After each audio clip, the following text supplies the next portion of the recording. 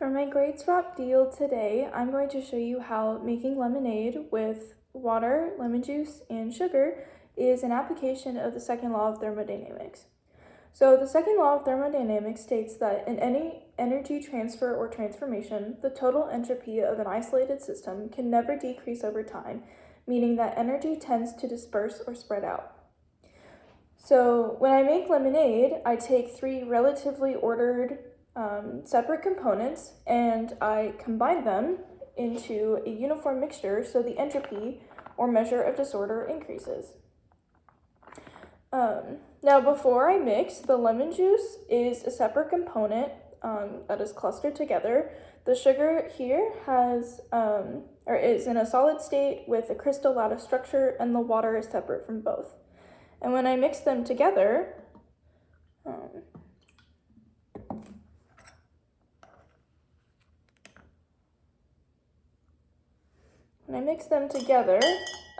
the sugar dissolves and the molecules disperse randomly.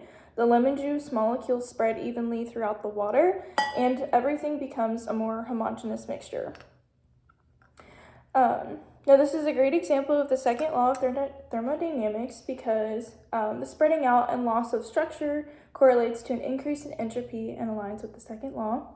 It is also a spontaneous process because the sugar dissolves because the system favors a more disordered state. This is also an irreversible process because once you mix the lemonade, the sugar does not spontaneously recrystallize, the lemon juice does not unmix into a separate layer, and the overall system does not unmix back into the original parts. And irreversibility is a direct consequence of an entropy increase, as the second law states.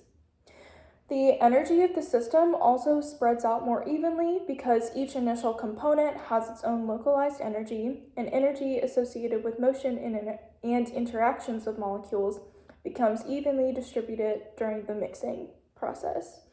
And this shows that the system moves from a less probable state from the separate ingredients to a more probable state when mixing the lemonade.